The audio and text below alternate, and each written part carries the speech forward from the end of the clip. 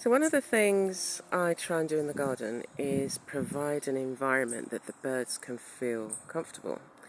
And so we have trees of varying heights which enable them to build their nests. So we've got this one here, and we've got a little banana quit. It's usually the banana quits, and there's some brown looking sparrows that seem to build their nests here.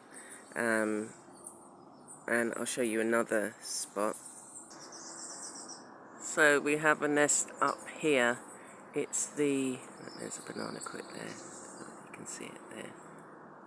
So it's our pomegranate tree, and I was going to trim it by half, but I've just noticed the nest up there, so I'm going to leave it until the babies have hatched.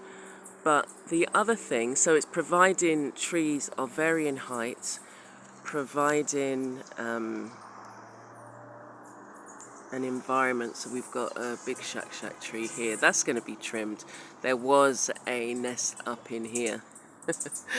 And the other thing is food. So the pomegranates that have grown really tall, some of them have split, and I've just left them.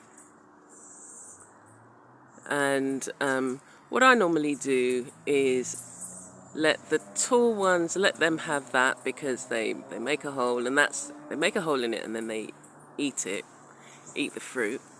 And then I get the lower hanging ones. But this year, for some reason, they had loads of brown spots, and then they started to split. So I just thought I would leave them for the birds, and they've been munching away, and they have quite high water content in the pomegranates.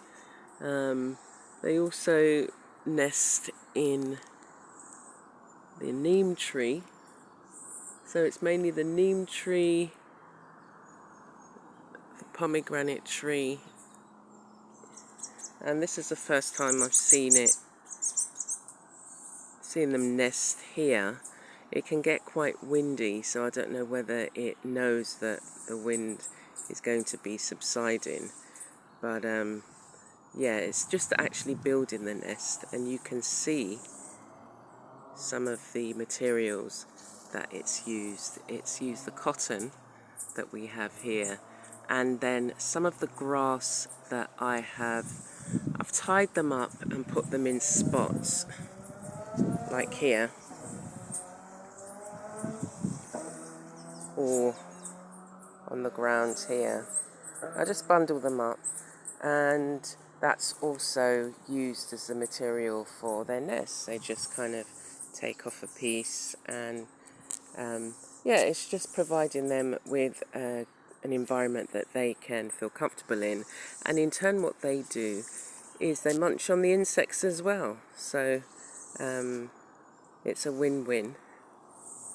And I would probably have more issue with insects if I didn't have the birds here helping. And the other garden animal that helps is the lizards. I've got a whole variety of different lizards in here, and they munch on, again, insects, moths and things like that.